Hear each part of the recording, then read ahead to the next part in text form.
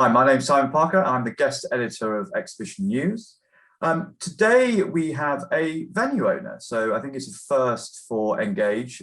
We have Gareth Rogers, who is the CEO of Farnborough International Exhibition and Conference Centre. Gareth and I were just talking before the interview in that there seems to be what I've termed as a quiet revolution at Farnborough. There's lots going on. There's an enormous amount of activity, both on the infrastructure side, but also on the organiser side. So I'd like to talk to Gareth about that. But also, Gareth was the CEO of Southampton Football Club. Is that fair to say? Is that the right? Yeah, that's right, Simon. Yeah.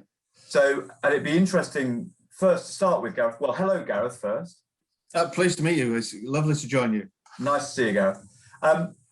Firstly, how did you then make that transition into our world, or is that transition actually not that big a transition to make? Well, I guess they seem poles apart when you kind of first think about it, but actually it's fundamentally about putting an event on. It's just what the event is different, and the operations that sit behind that event are different. But in terms of, you still got to get people to it, you've still got to sell tickets, you still got to have infrastructure and everything, you still have catering and retail and all those things that go around it. So I guess the transition's not as different as what you are. Maybe a few less people on extraordinarily large salaries, but not quite as many as those in the exhibition world. But outside of that, not as different as what you would think it would be. No. Well, and the other thing that we spoke briefly at the event production show, which obviously ran about a month ago now, I suppose. Yes. It was the first sort of large-scale event that took place. It was obviously by Mash Media, so we have a vested interest. But at the same time, it ran extremely well. And I was saying to you that the experience, I thought, was superb in terms of as a visitor and also as an exhibitor. And I know that's something that you've been working really hard on. I know that there are lessons that you took, I think, from running the football club as well. Yeah, I think it was, to me, it's the number one most important thing is can you give your visitors a good experience when they come? Like I said, the lesson at the football club, the view was the only thing that should disappoint people is the performance on the pitch, of which you don't have any control over at that point in time. So and to an extent, as a venue, that's kind of how we see things as well. Is we can't fundamentally determine what the exhibition is going to be like or not be like. That's the exhibition organizer's job. But actually, given we run one of the most complex exhibitions in the world, in the Farnborough Air Show, actually what we do understand is how important that is to exhibitor organizers. And therefore, we focus so heavily on working with the exhibitor organizers to create a good customer experience that if people have arrived in a good way, if parked in a good way, the facilities are good, but also if we really understand the key motivations of the exhibitor and why they're putting it on, then actually we can do the things that help and focus the exhibitors' time and effort and journey so that that exhibitor organizer, therefore the exhibitor is in a good place, the visitors are in a good place, and it becomes a great relationship rather than just a transactional.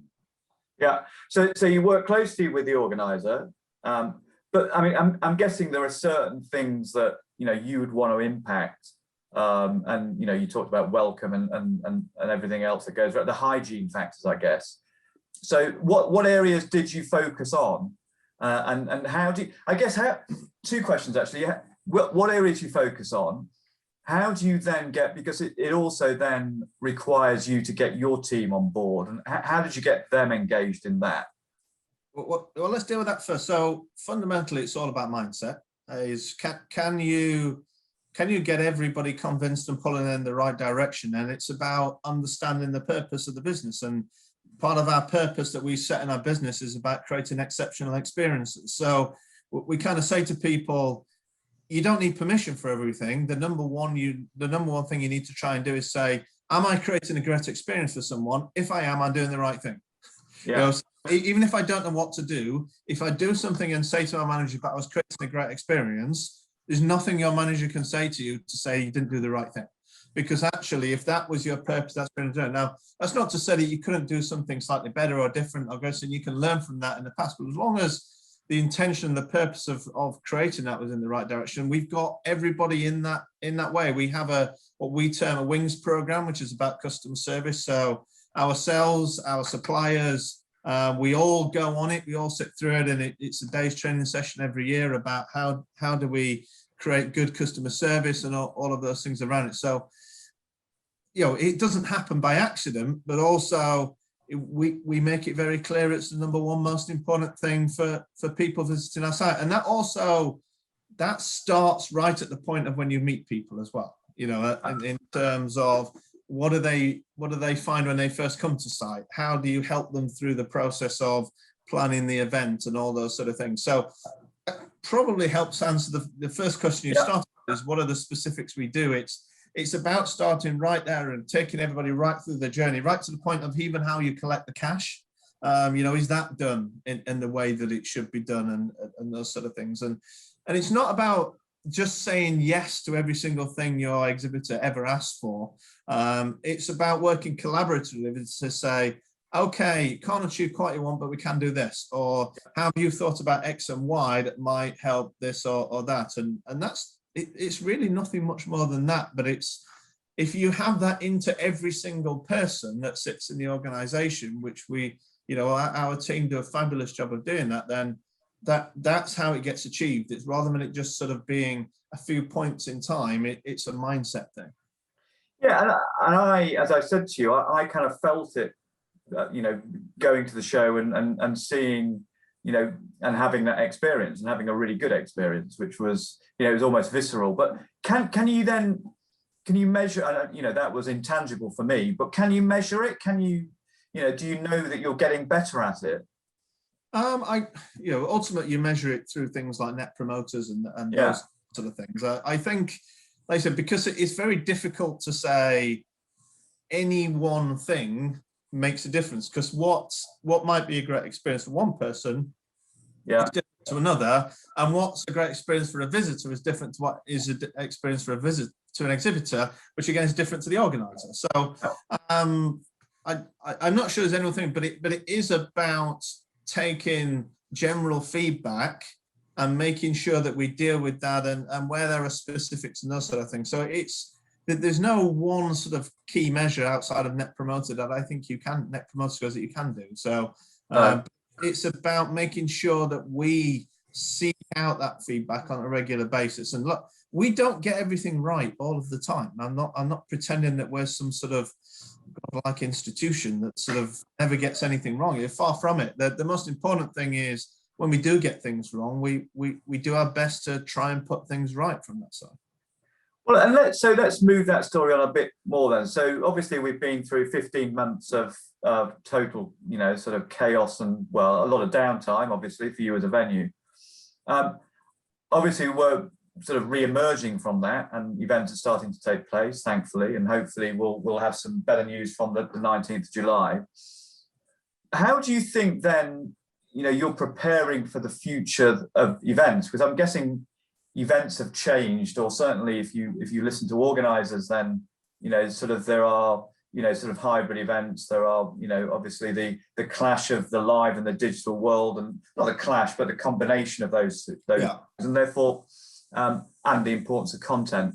And I'm guessing venues need to change as well, do they? Yeah, I think, I guess I would start by saying, as I mentioned, we are an organizer as well. As I said, we organize one of the UK's largest trade shows, and certainly by volume of trade done, I think there was $192 billion done at the last Farnborough show.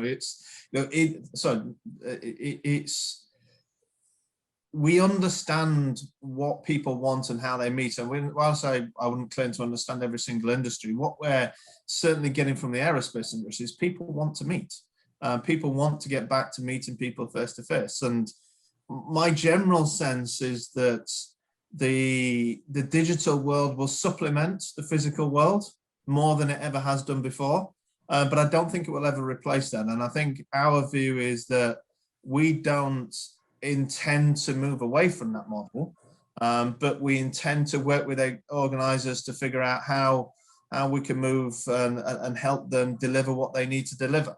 But with the fact that because we are organisers ourselves, we can help suggest and understand maybe more than what we would do otherwise. Does it fundamentally change the hardware that you produce? I mean, you know, a hall's a hall, I guess, but you know, do you put in TV studios, or I mean, you know, do you? I mean, it's something we've contemplated. I mean, guess like anything is, you know, capital investment at this stage after a 15-month hiatus in business is not the easiest thing to do and achieve. And you know, I think the thing we focused on is how do we partner with organisers, and how do we work with organisers in order to utilise our skill set on the airshow organising side to help people through the next few years in terms of not necessarily having to have huge capital outflows in operations and those things, which we've got 2 events coming up in ITT Hub in 2 days' time, and then Basecon the week after, of which one we have acquired and we're running and developing it with the original organisers, and one we're running as a joint venture where we're doing a lot of the operational side of things. So I'm not sure it's necessarily about pushing and developing TV studios. I think it's about actually understanding people's businesses and saying, you know, we know times are difficult at the moment. How can we help you develop your business and run your business over the next couple of years till we get back to a point where things feel a little bit more normal? And I think that probably will take a couple of years before that happens. I think you're probably right. So then let's move towards the announcements that you've made recently. So the 2 events that you talked about. One's a wholly owned, or yes, wholly owned. Yeah. So and take the control of that. That's ITT Hub. So innovation in transport and technology. It's about commercial vehicles, indoor and outdoor show. Quite similar to the air show in many ways, about large pieces of kit.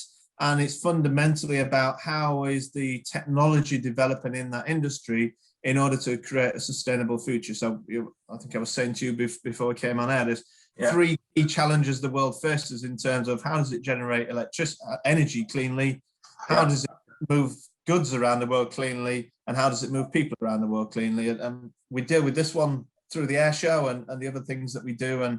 And then one of the other key ones is how do we move goods cleanly, and that's we felt that was a good fit with us. And I've kept the organising a big piece of the IP on board with Mark Griffin and his team, and we're putting that on and really looking forward to it. And Spacecom, we're working with Hub Exhibitions as a joint venture. We have the skills and knowledge this time through our parent company ADS, which is the Aerospace Defence and Security trade body, and they're doing a lot of the sales and other things as well. So it's about finding ways to work with people and utilising our skill sets and maximising them for the benefit of the organisers.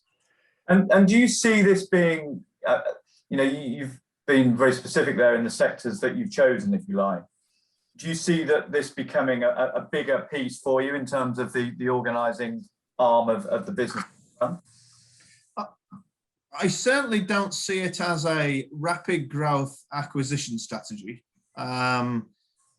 Our number one focus will always remain airshow, customer service on venue, and working between the two. We can't lose sight of how important the airshow is, not only to our parent company, but also to UK PLC and the UK aerospace industry.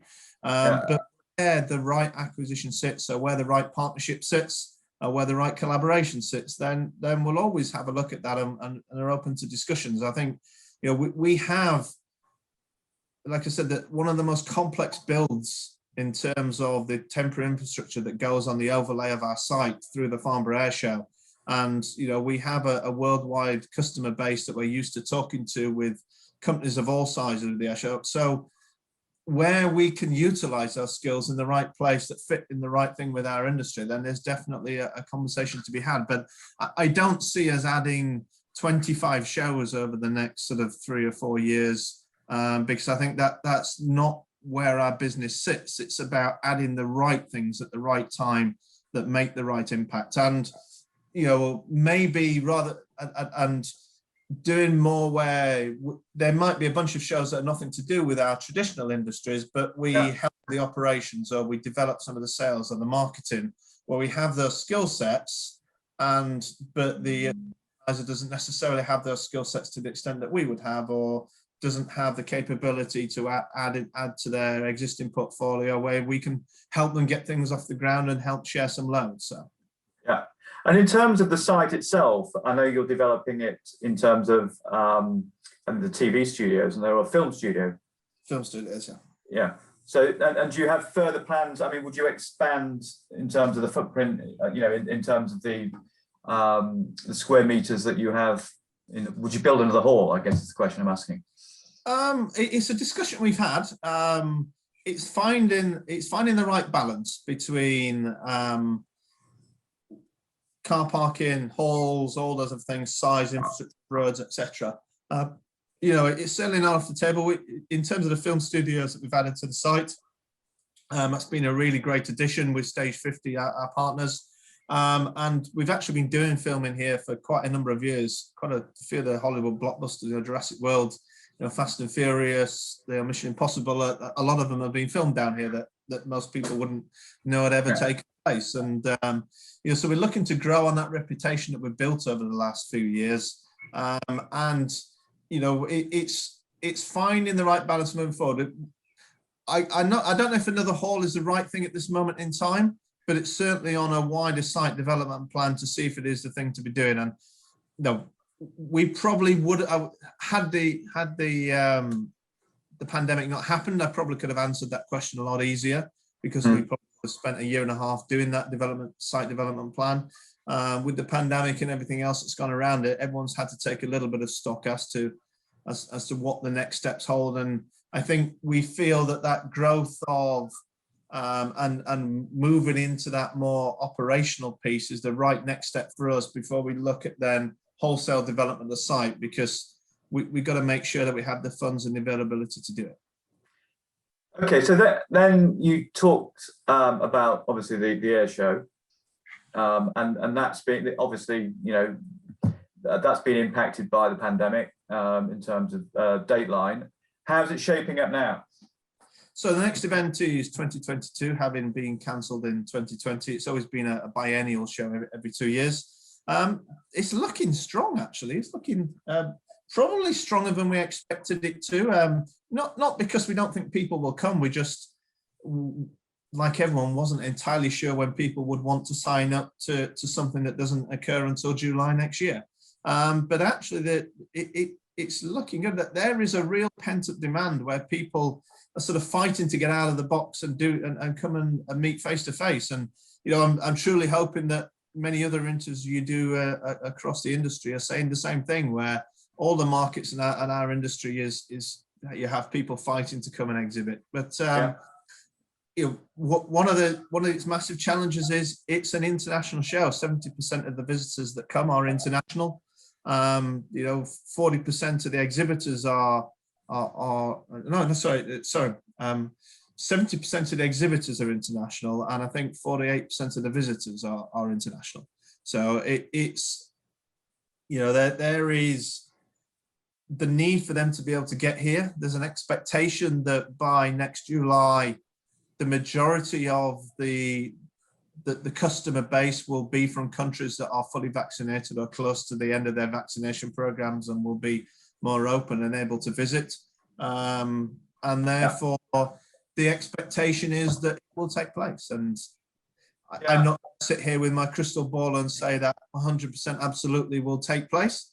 But I'm struggling to see why it won't at this moment in time, given everything we know at this moment in time. But I think if the last 15 months have taught me anything, it's not to predict. So no, but I think retract everything I've just said in the last 2 years. Well, what you will have is a real desire, I think, by the event organizer and the event, sort of the exhibition industry generally, for it to do well and to prosper, because it is an iconic brand, isn't it? It's and also a barometer for our industry. So you will have the full support of us all, in it taking place and being as a really sort of iconic brand that it deserves to be. Yeah, we're looking forward to finding. I often refer to our finance director who joined on the first day after the last Farnborough show in 2018. So he will have been with us 4 years by the time he actually gets to see a Farnborough. My God. Yeah. It'll be so it'll be I think for him, if only for him, is we need to put the show on so he actually knows what to do. Well, everything crossed, Gareth. So the other sort of iconic brand, if you like, is the British Motor Show. So, and tell us a little bit more about that. Yeah, so we were approached by Blackball Media as to whether we wanted to interested in helping them put on the British Motor Show, which they wanted to revive. So that's taking place in August this year.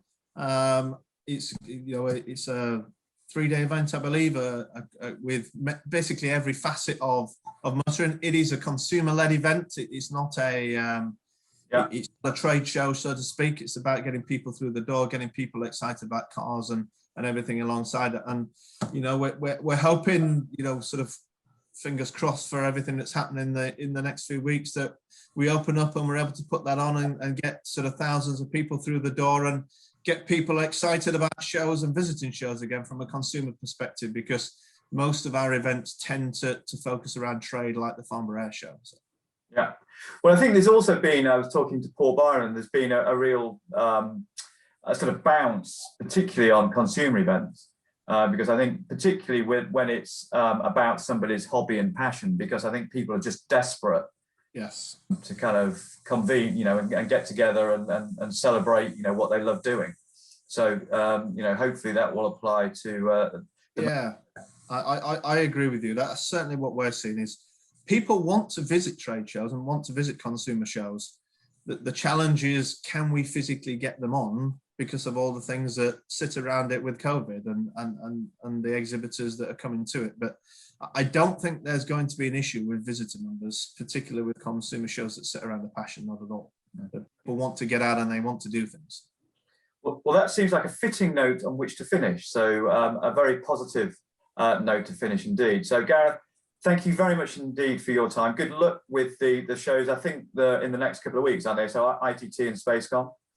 Yes, no, starts on Wednesday, ITT, with Spacecom the following Wednesday. Okay, well, great luck with those. Thank you very much for speaking to us today. Thank you. Pleasure to speak with you.